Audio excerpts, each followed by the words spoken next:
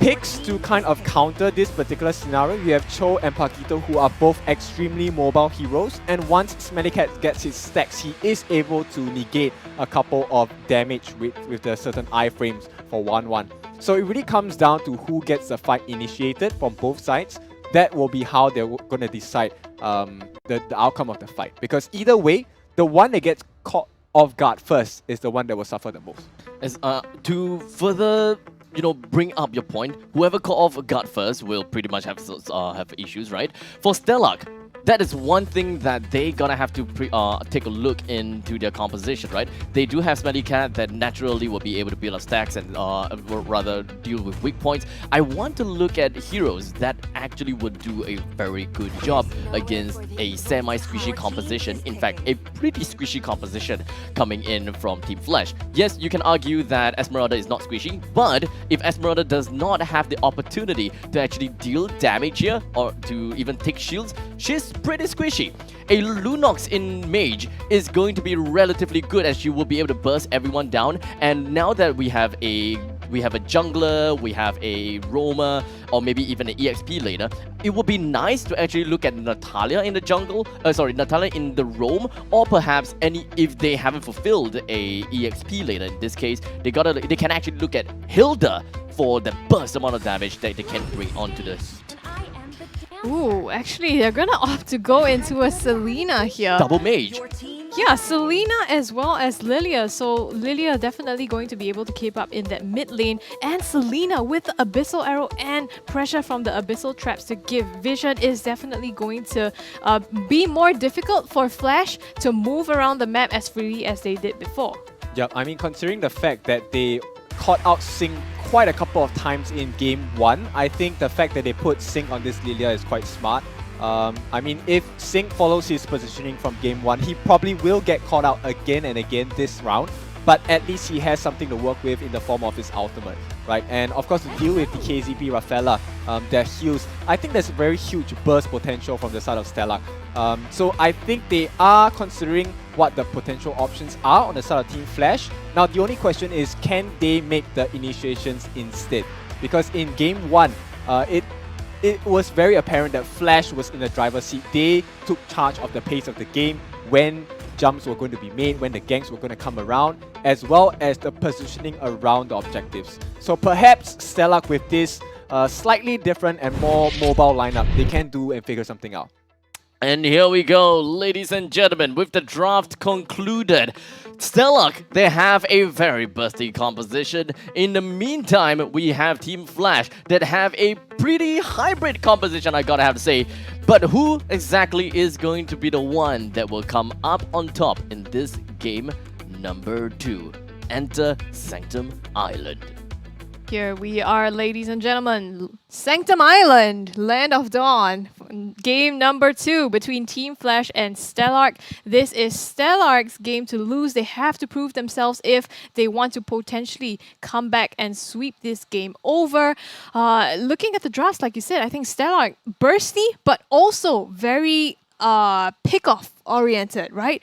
You have the Cho, you have the Selena as well as the Paquito, so the potential for them to come in with flanks and to isolate members of Team Flash is very, very strong. Now on the opposing side, Team Flash, they do have some ability to kite around that. They have the Rafaela, Pokemon also have the option of Sprint to be able to get away with that. So I think the really risky one here is probably A1, A2, low mobility as well as essentially a sitting duck for when he chooses to pop his ultimate. This is a very familiar side coming in from Stellark, right? The back in I think the last week, game number 2 between themselves and Evil, they have a composition that have the same idea, and that is power over anything else. They want to deal damage. They want to do whatever that they can to really bring down the opponent's base on pure damage. So right now, Chu playing in the EXP lane, he's got the damage. Smellycat definitely got the damage. Odia Bambi is playing in the jungle as a Cho.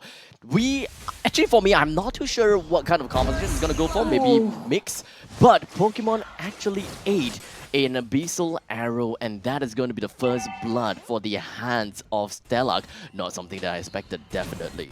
Very nice rotation there coming out from Fossa to take down Pokemon. Actually was pressured, Smellycat was pressured right into the turret. I thought Pokemon might have gone for it, but maybe not too much damage in the early part of the game. So unfortunately, one death in his name. And right now the turtle has spawned on the bottom side as well. So probably both teams looking to set their sights on that Reminiscent already at the objective, but they might look to the mid instead. The Way of the Dragon connects down to A1, A2. Really want to single him out, but unfortunately, even though A1, A2 is only at a sliver, it is the RWM that really kept him alive with the shields. But in the end, it is still the Abyssal Arrow that still managed to get the kill down on the A1, A2. Chu overextended himself from the EXP lane, wanted to help out and perhaps even steal a little bit on the turtle. He managed to get himself away right by the skin of his teeth. Yeah, I mean, it was almost calculated, right? Look at that. In the instant replay here, the kick onto A1, A2. Basically nowhere for him to go. But the thing is, Odia Bambi ate so much damage from the turret, and then the rest of the team rotated in as well to enable Team Flash to take 2 kills off of that along with the turtle. Definitely a bit of a problem coming from Odia Bambi, especially since when he's playing as a jungler, he doesn't have a flicker that will be able to enhance the final shot of the Jikundo. But for now, Fossa landing onto the Abyssal Arrow pretty darn nicely, landing down onto KZP, but it's not quite enough to bring him down just yet. It's not, but they did burn the flicker of KZP, so that also is a good resource taken away from Team Flash. Now they're forced to be a little bit more careful, but on the flip side, Stelarc is going to look to capitalize on that. You can see the gold lane already pushing up Odia Bambi, trying to go for something. Unfortunately, Odia Bambi doesn't really have anyone to help him out. They don't really have anyone that can be tanky enough to help Odia Bambi disengage. No one other than him has got the crowd control, and thus going down to Flash, and so might sink. The black shoes connects, but he is still gonna be in the same shoes that he was about to die on. This is so tough. I mean, Flash, they actually had the man disadvantage. I think even the rotations coming out from Chu, actually no, Chu was on the bottom side clearing, and therefore Alpha V9 could assist them. So Flash managed to take full advantage of that, and right now they're going to convert that into an objective steal, or at least to take the gold plating off the top. It is a very confusing composition from Team Stelarc right now as we watch their play. It is very focused on landing the Abyssal Arrow. Technically, yes, Stelarc is a team that can just jump right in thanks to Chu, Odia Bambi. They have their own mobility to rush right in. But once A1, A2 pops off the RWM, what can they do from that point in time? A1, A2 just can't be connected by the Way of the Dragon. Otherwise, they have got their main entry strategy already. RWM is ready to pop, but only for a split second. He immediately lost the RWM. Reminiscent runs himself away with just a sliver, while the rest of Stelarc, they find themselves lower than 50%. Alpha V9, hoping that he will have enough shield to work for himself, could not even get one for his team. Oh, that was unfortunate for Team Flash. I think it was Fossa on the backline shooting through an Abyssal Arrow that hit onto KZP. And strangely enough, KZP, I think, was the one that got the turtle. Flash was already taken low, but they wanted to commit and find some sort of compensation from Stelarc, but they were able to instead turn the tables onto Team Flash. And now it's 5 minutes and 40 seconds into the game. 4-4. Team Flash have only got a 300 gold advantage. Very small advantage, I gotta have to say. Let's take a look exactly how both of these teams are have used it for their emblem in order to keep themselves on top. Especially for Team Stelarc, I gotta have to say. Team Stelarc, they are a team that is very strong in the early stages of the game, as you can pretty much see. With them taking another head off of Team Flash, most of them has decked themselves out in movements as well as additional damage or penetration in order to get themselves more of an edge.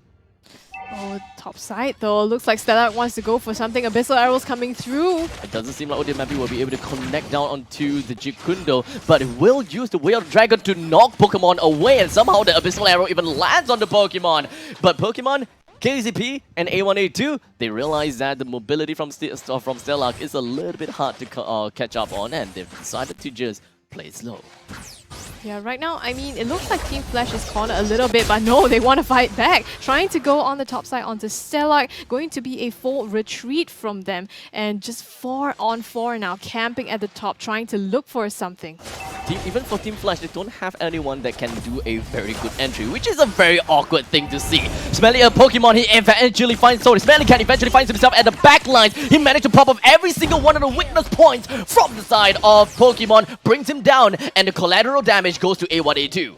Very nice setup there by Smelly Cat. Waited in the brushes for Pokemon to step up and try to take the turret. The moment he did, he just went all out to get him. And now Alpha V9, the lone member here, trying to make something of this turtle. Reminiscent slowly rotating down, but it looks like they might just choose to give this one up. This seems a lot more like what I would expect from Stellark's composition. A super early game composition that will help Smelly Cat enable. But how do they initiate? My main problem, it always comes down to A1, A2. A1, A2 holds so much high ground against Team Stellark, and his popping of ultimate is going to be crucial with how the game eventually turns out. Whether his RWM will last for a second or it will last for the entire duration. I think it does give them the high ground for sure, but the thing is, with the pick on Selena this time, Forza has been really diminishing the prowess of this role manipulation. He has either forced A1, A2 to reposition or stop the ultimates or stop someone to peel for him, and it's been extremely difficult. You can see 2 deaths now, not great, but in comparison to the kills in the mid lane though. Oh, Pokemon almost falling down. And like you said, the Abyssal Arrow immediately went for the snipe onto A1, A2, stopping the real manipulation just for Chu and Odia Bambi to come in. But unfortunately, the timing from Stellark, Chu and Odia Bambi did not came in the nick of time to catch up to the rest of Team Flash. Yeah, so no kills as of yet traded across, but Stellark won back a little more map pressure on their side. And you can see they've already pushed up Flash slowly back into their base and starting to try to invade the jungle as well. So Flash now on the defense. Pokemon, I think, so far has been trying to keep up with the farm. I saw him pick up, I think it was a Berserker's Fury, so he's slowly getting his power spikes. The things, this situation might change for Flash as they start, but oh yeah, Bambi steals the buff away. He will be able to Jekundo his way out of it all. 9 minutes into the game, and this game may very well go to 16 minutes if the game allows, I suppose. Like I myself, I'm looking at a full attack composition from Stellark. I'm confused whether they will win or not. But hold on a second, as Chu finds himself in the backside, wanted to get a snipe away A1, A2, but unfortunately wasn't able to do so. As RWM just going to be popping around, Odebambi just going to go straight in for the Whale of Dragon, but it wasn't able to kill anyone. With Odebambi and Sync already taken down, Chu is going to be the last person remaining from that team fight. Only for Forza and Smelly Cat to immediately join in to back him up and ensure that Chu doesn't go down. Very, very nice. Just Flash recognizing that they had this window of opportunity and they immediately went on to Stellark. And because Forza wasn't there to stop the ultimates or to zone any single member of Team Flash out, it gave them a huge advantage, and now they can just turn that into a Lord take. The Lord eventually coming up right for the players.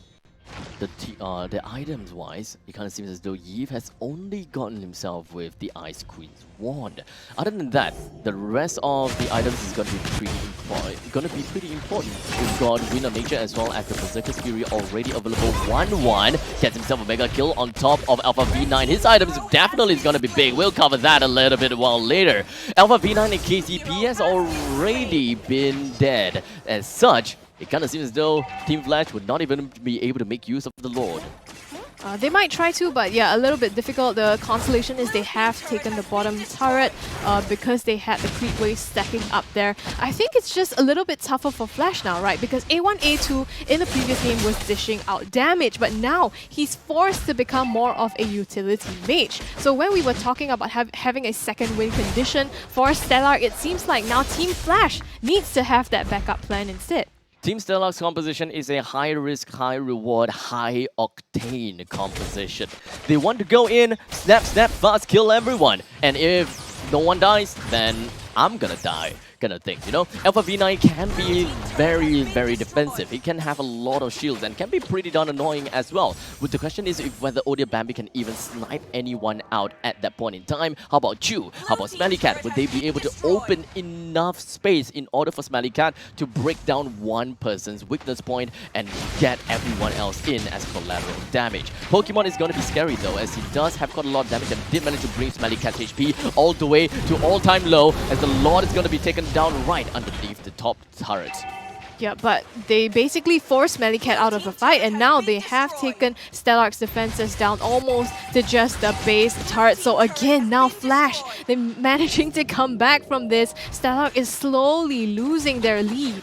I'm relatively surprised that Flash, even though they have lost 2% just now, they still managed to react together with the Lord. A lot of value is coming up with this composition from Team Flash, something that we are more used to. Having Alpha V9 to initiate the EXP lane that actually can initiate and also have a certain kind of lockdown. We have mages that creates a grid of control from the side of Yip. And speaking of the grid of control, that's what we're gonna see. ODIRBAMBI went straight in, over to the backlines, snipes away A1, A2, Sing takes a kill. The rest of Stelarc, they're gonna be A-okay. The rest of them moves right on. Pokemon taken down. Alpha V9 Reminiscent as well as KZP. They runs away, and that is going to be the only thing that Flash will take down, and that is the bottom lane inhibitor turret. I guess it's not too bad, although they do lose two important members of their team in that fight. But oh, it is pretty untimely because now Stelarc has the advantage in terms of the Lord, and it is a huge advantage.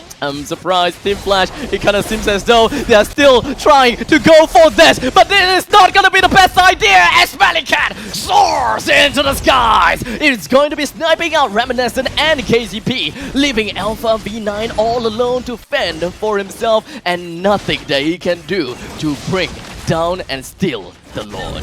I mean, Pokemon is up, but what can they do now? Are they going to re-engage for a team fight? Pokemon going in though! They are still trying to go for this, and it worked out. ODIRBAMBI is dead. Chu almost dead right by the skin of his teeth. Pokemon just want to tally out the scoreline as much as possible. And actually, a very good idea too, because the Lord is already marching down to the bottom lane. As long as Sync, ODIRBAMBI, or if there's more people not around, the better and the easier it is to control the Lord. I mean, Pokemon now also has the Scarlet Phantom, so he's going to start hitting really hard. I think this Lord is just going to be taken down without any damage to Flash, so it makes their fight really worth it earlier on. You know, having lost the Lord, they were still able to find members of Stelarc, and now Stelarc, once again, don't have too much in their favor to press on their lead. As now eventually, Stelarc and Team Flash both entirely neck and neck. Both teams, they're not exactly trying to get at each other's throats right now. Testing distance, poking each other, until Pokemon broke the silence a little bit, poking Sync away. That will use up a sprint. He did use Sting's sprint over there. I mean, he does still have the ultimate, the black shoes, and probably enough time for it to come back up before the Lord as well, but Flash! The cursed arrow is just gonna be landing down Reminiscent. His HP by the skin of his teeth, he ran away! Smelly Cat trying to catch up to him. Will he be able to? No, because he brandishes his blade and runs himself away. ODIRBAMBI have a little bit of health right onto himself. Chu with a punch and a punch that punches F of Team Flash away. All of the members are still gonna be alive except for Forza, but not like it's gonna make a very big difference because Forza is mostly for utility at this point in time. That looks so close for Team Flash. Pokemon as well was really low. And now Team Flash, they are back up in terms of their HP bars. They might want to go for someone on Stelarc. The thing is, they don't really have the same sort of pick potential that Stelarc has. Forza can just, you know, throw a non-committal Abyssal Arrow to catch someone. ODIRBAMBI, yes, maybe he has to commit himself, but if he gets a good pick off, that's basically someone dead on the side of Team Flash. So it's difficult now for the Flash to be able to find a fight that's completely in their favor. If I were a member of Team Flash, I would be cowering in fear as well, knowing that Smelly Cat is understandably their win condition. ODIRBAMBI can literally come in, do damage, and displace anyone for any time that he wants. Speaking of ODIRBAMBI, Magic Kundo's not gonna land on anyone, but hey, at least the Way of Dragon connects on the Pokemon. One of the most important players that Team Flash Blameless has to go down. A1, A2, the RWM is just going to take it off almost immediately after Smelly Cat pops off with the crossbow of tag. Oh no, just when you think things were going right for Team Flash, Pokemon dies in that fight. It was a great pickoff there onto Sing, but they need Pokemon for this Lord, and once again, Flash loses out in this objective. Well, what we gotta say, mistakes were made. Odium Bambi have managed to slay the Lord, and Team Flash, they are now, at this point in time, back against the wall. They don't have an idea as who they gotta have to focus on. A1, A2, he's scared. Chu can knock him off. Odium Bambi can knock him into the air. Forza could stun him to the ground. So when is the perfect time for him to even use his real-world manipulation? I mean, it's tough, right? Everyone's looking out for A1, A2, so he really has, I mean, he has to fear for his life because anything can kick him. Even if it's not Fossa, it's Odium Bambi. They're always looking for a pick onto Pokemon or onto A1, A2. And right now, I guess the consolation is that Flash, like you said, does still have A1, A2 that can potentially keep Stelarc out of the base for a little bit, but they do have this Lord here that is slowly coming down the bottom side, and now that Stelarc has chipped off the mid as well, Flash has to put up this huge defense here. They do have high ground. A1, A2 can defend the Lord if he wants to use his RWM, but that means popping it prematurely. The rest of the members from Stelarc will have to rush right in, dive right under their noses. But how exactly are they going to be playing this out? A couple of ballistas, a couple of soldiers just going to be hitting down on the core, but the main problem is Stelarc's just going to be fighting right in the face of Team Flash. Reminiscent HP is low, he runs himself back, the rest of Stelarc is here. They went straight in, Smelly Cat with the crossbow tank, almost takes him out, he will! He breaks two, and he continues to flourish all across the map. But Reminiscent, he says it's not over as his brandishes blade. He went right when he just, oh, he almost did something. But now Alpha V9 being the last member available couldn't do quite much against Stelarc, and that is gonna be a 1-for-1. My goodness, now Stelarc taking us to game number 3, taking this victory for themselves. This was a great play, and honestly, this looks like a different Smelly Cat as well from the game number 1. Oh, we're just trying